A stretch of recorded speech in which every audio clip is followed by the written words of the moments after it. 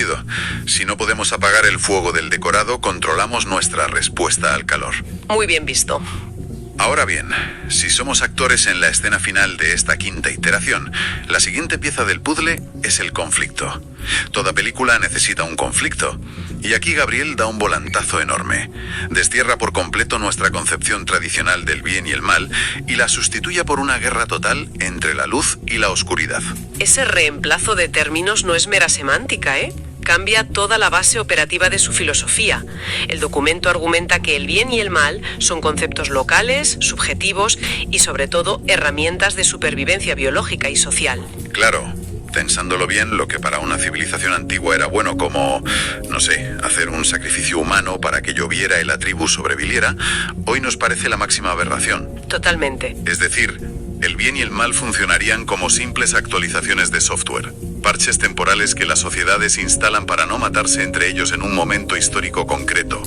Pero la luz y la oscuridad, tela con esto, porque el texto lo plantea casi como el sistema operativo base del universo.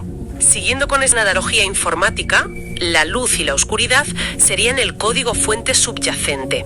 La verdadera contienda no es moral, es estructural y existencial. Es una confrontación directa entre la conciencia y la inconsciencia. La conciencia frente a la inconsciencia. Exacto. La luz se define como el estado de conciencia original, aquello que sabe que está conectado indisolublemente al todo, a la fuente creadora. Por su propia naturaleza conectiva, la luz siente el dolor ajeno de forma literal, porque entiende que dañar a otro es dañarse a sí mismo. Y la cruz de la moneda es la oscuridad. Pero la define de una manera que rompe los esquemas. No habla de un ser malvado frotándose las manos en una cueva.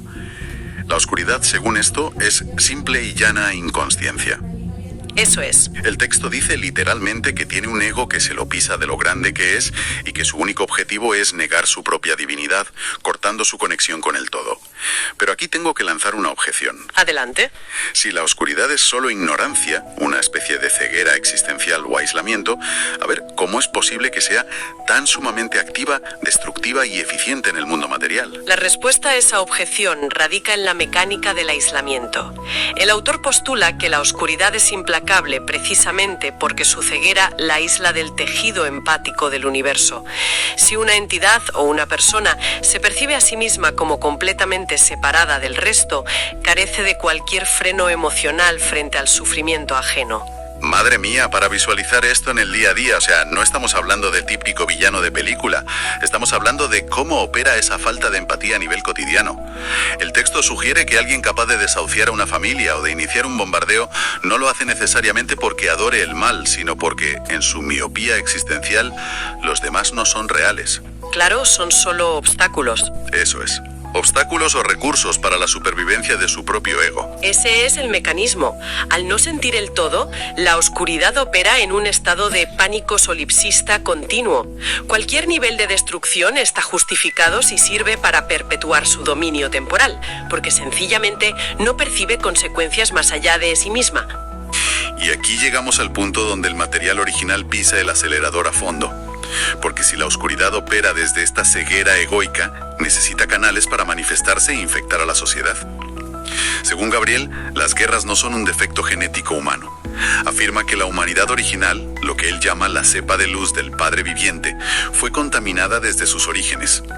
Y el vehículo de transmisión de esa infección, la jeringa que usa la oscuridad, es el mundo de las creencias. El ataque que lanza el documento contra los sistemas de creencias es frontal y, generalizado.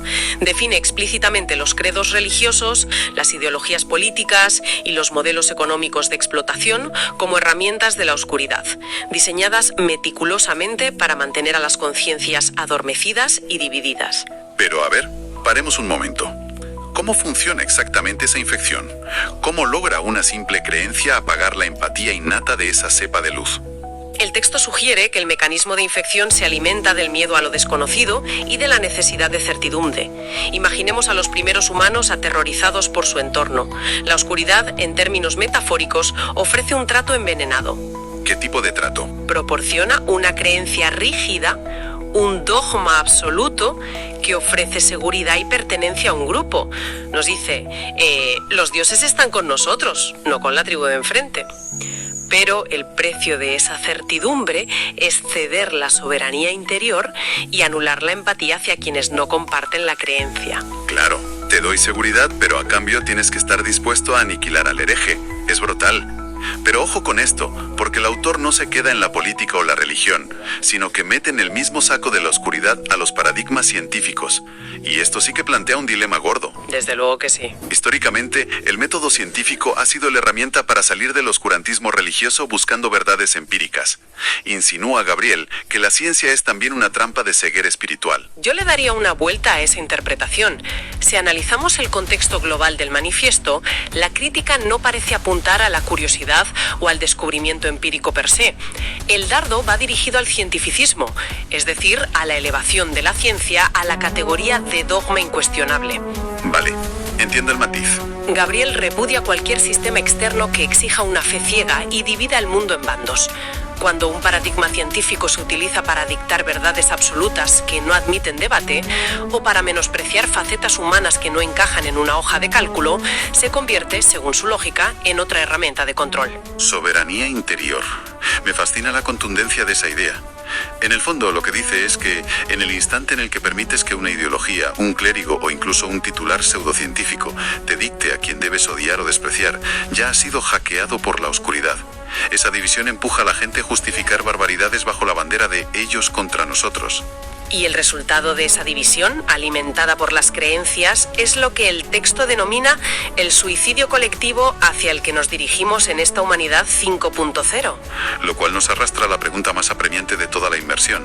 Tenemos un panorama dantesco, un guión catastrófico cerrado, una especie humana infectada casi desde la cuna por el virus del dogma y estructuras de creencias que actúan como trampas mortales.